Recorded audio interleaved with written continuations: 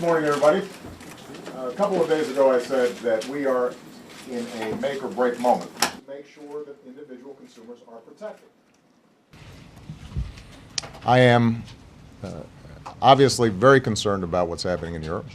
I've expressed those concerns repeatedly to President Sarkozy, Chancellor Merkel, all the key leaders involved.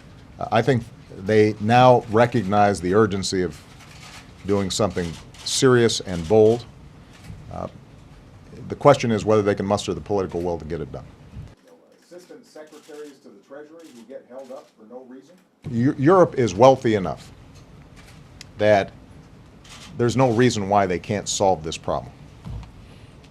It's not as if we're talking about some impoverished country that doesn't have any resources and is being buffeted by the world markets, and they need to come hat in hand and get help.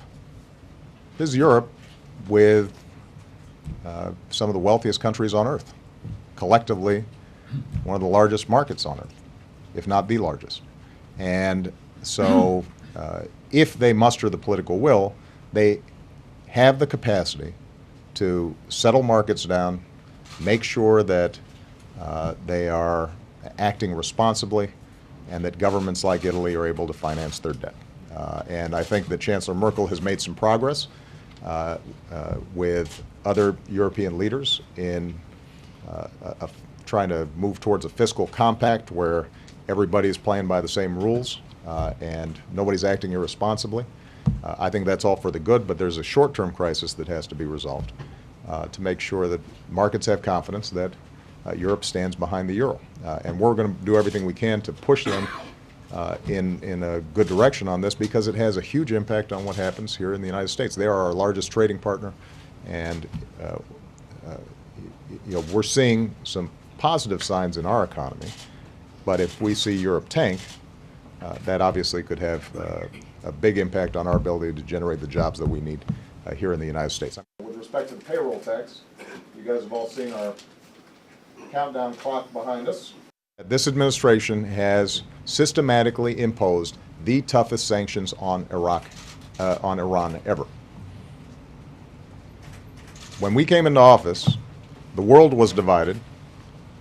Iran was unified and moving aggressively on its own agenda.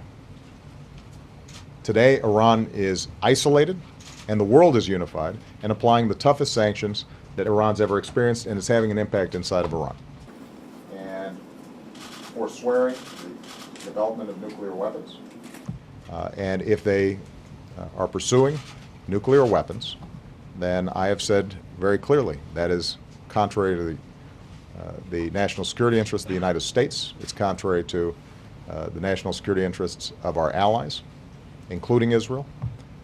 And we are going to work with the world community to prevent that.